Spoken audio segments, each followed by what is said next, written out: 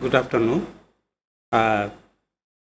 Respected chairman of this session, Madegowda, Professor Mr. Syamjith, the fellow paper presenter, and Dr. A.Chellaperumal, Malipuram Jagadesh, and Sathupati Prasanna sree. I am under a respected audience. I am very much pleased to present a paper on the focal theme of the session, Impact of Globalization on Tribal Literature. In my talk, there are certain salient features which I want to address to you. First thing is how globalization affects the entire tribal communities, and to what extent their folk literature or the tribal literature are affected by negatively or positively by the globalization. And regarding to that impact on the globalization, there are negative aspects as well as positive aspects are presented, identified, and through various surveys and research works done by famous anthropologists. One of the report, that is the National Report of Human Development, it says that the studies and the surveys on the tribal culture made in the last decades reveal certain realities with respect to the impact of globalization on the tribal culture.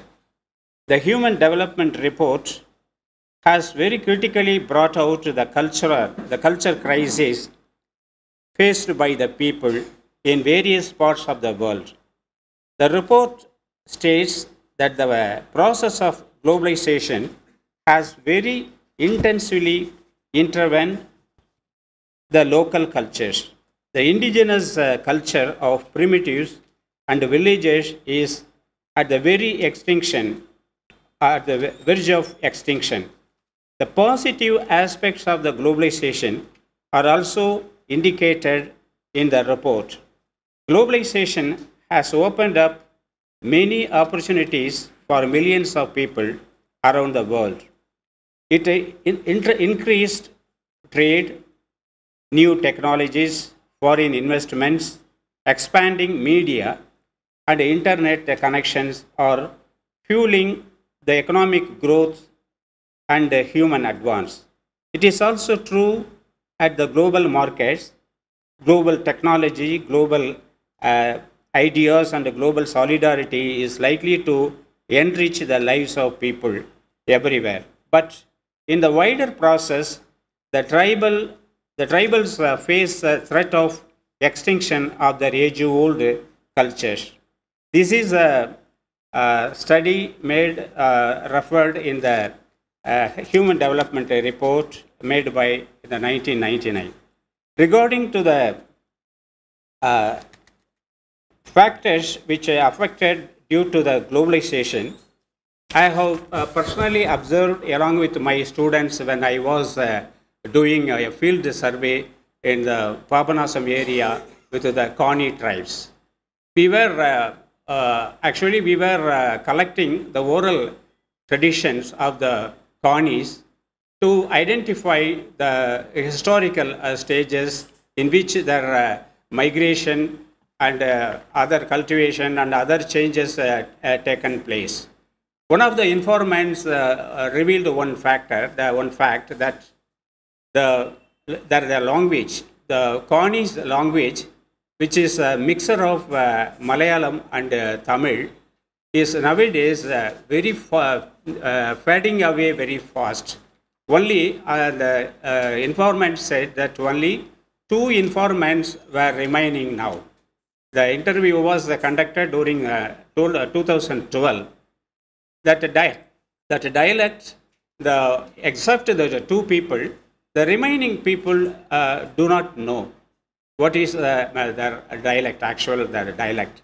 Why we are very we are worrying for the loss of the dialects of the and the language of the tribals is that the language is very much associated with their culture. Language itself convey their knowledge, their tradition, and so on. So when they lose their language or the dialects, they lose the entire cultural identity.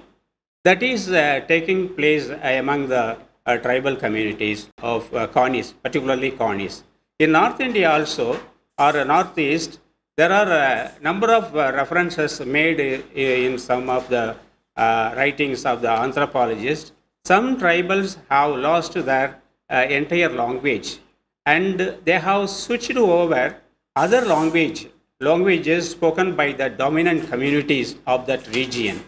So the dialects also faded away, and the languages of the tribal communities have been also faded away. In that context, to what extent their folk literature or literary forms or literary genres are found in their as the living traditions with them. This question has to be raised, but I am not an anthropologist who conducted intensive field work among the tribals. But I have come across a lot of tribal literature, books which contain the tribal literary forms, which say that they are keeping the tribal culture very intact. Though the languages are fading away from the people, from the circulation, but the oral songs which are kept alive in the oral circulation. When we speak about orality or oral culture, that communicate us that they are closely associated with their culture. So when we comparing them with the tribal caste communities, they are closely linked with each other of the communities. One folklorist, namely Richard M. Dawson, has pointed out that the characteristic of tribal culture. He says that all the members of the tribal community are participating in all sorts of rituals or festivals or the rendering of the song. The chiefs or the diviners of the tribal communities are also never deviate from that participation, from that collective participation of that group. So the collectivity is the identity or the representation of the tribal culture. In that aspect, they keep a maximum number of their oral literary forms. Some field workers reveal in their work or in their monograph that considerable number of folklore or oral literature, they are not existing now. But in the past 20 years, many field workers from the field of anthropology or cultural studies, folklore, Tamil literature, they have made contributions by bringing out publications of their research works, folk songs collection, etc. What I see in their valuable collections, I treat them as valuable collections. I don't want to consider it or underestimate them.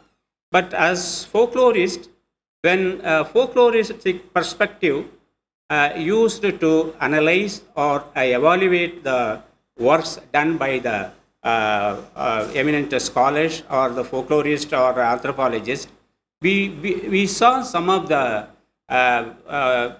negative aspects or the weakness that represented in that works. That is, the Tamil folklorist or anthropologist, they give their work or they do their ethnographic studies, but they are not giving more emphasis on the folklore of the tribal communities. Sudhakar Rao from Andhra Pradesh, he has studied on tribal community, in which he has not given any folklore form of the tribal communities. He has given in the appendix itself, but he never used it in the ethnography. So you might have known the great anthropologist who has contributed by doing a pioneering work, the Trobriand Islanders, done by Malinowski. He has incorporated the folklore materials in his work. By incorporating them, he emphasized the need of folklore, and he identified what are the roles done by the folk forms which are found current at the oral circulation. He is instrumental for giving the theory, a contextual theory. That theory has been utilized for understanding the folklore in the field of folkloristics. So what Malinowski and other people instructed for their constructing of the ethnography has not been followed when we approach some of the works found in relation to the tribal communities. They have not given more importance to the folklore. At the same time, some of the Tamil scholars, they have given folk songs or folk literature, the oral narratives of that tribal communities, in which I see that we are very much in need of the contextual data or the background information of the folklore items which are sung or which are presented or which are spoken. But they have failed in giving the additional informations with the data, with the songs, whether it is songs, oral verse forms, or oral narratives, or prose forms, or the fixed phrase genres, or the conversational genres like proverb, riddles, and jokes. Those texts are not given with enough of background materials. Only when the ethnographic materials are given along with the folk songs or the lore literature, we can understand what is the context in which it is presented and what is the context in which the oral prose narratives were narrated to the audience. Such background informations, including the ethnographic materials, are not found in the works which are produced by the Tamil folklorists or Tamil scholars. Though there are some weakness found in the existing literature on the oral literature of the tribal communities, we have to encourage, we have to comment them positively, and there are contributions to be estimated in a positive way. That is my observation. Another thing, when we see the song or the oral narrative which is found in the among the tribal communities, we can approach them, we can treat them under certain aspect. That is, the folklore or the literature is viewed as the cultural expression of the community or the cultural asset of the community, as well as, according to one folklorist, he viewed the folklore as the artistic communication of in a small group. There is Ben Amos who has defined folklore as an artistic communication. When it is said that, like that, another folklorist has defined that folklore is the cultural product of the people. So the artistic communication and the cultural product are very much closely interlinked with their culture.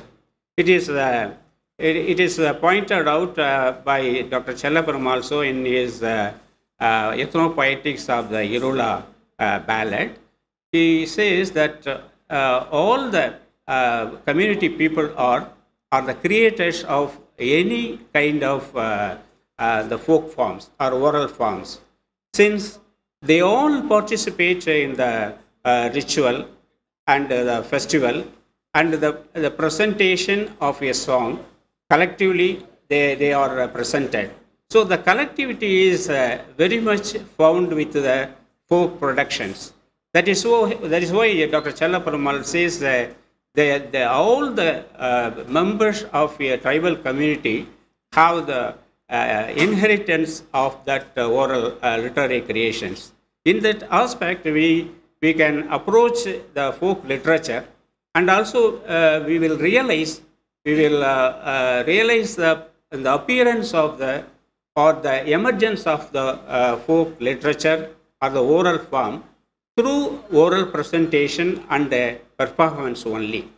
I can cite an example which is found in a collection of Tamil folk song, which goes as Nalu Moola Vailukulla, Nathu Nadum Kuttapulla. Kuttapulla Natta Nathu, Pulungudadi Nelachimba. In that printed form, I am unable to see whether it is a written tradition or the song taken away from a long folk song. It is mentioned with a title, it is a Temangu. There is no Temangu within 4 lines found when it is sung in the natural context. But a piece of 4 lines of stanza is given in that book. What I want to know, say regarding that song, that poem or that the literary piece of folklore is an idealized text. What idealized text means? A text taken away from the natural context, and also it never gives us to experience the form. So the only as living tradition, when we hear, when we listen, when we participate as an audience, when it is presented during the time of the performance, we can realize and experience the nature and the innate qualities of the folk literature, whether it is a performing genre or either a ballad or a song genre or the oral prose narrative, a tale.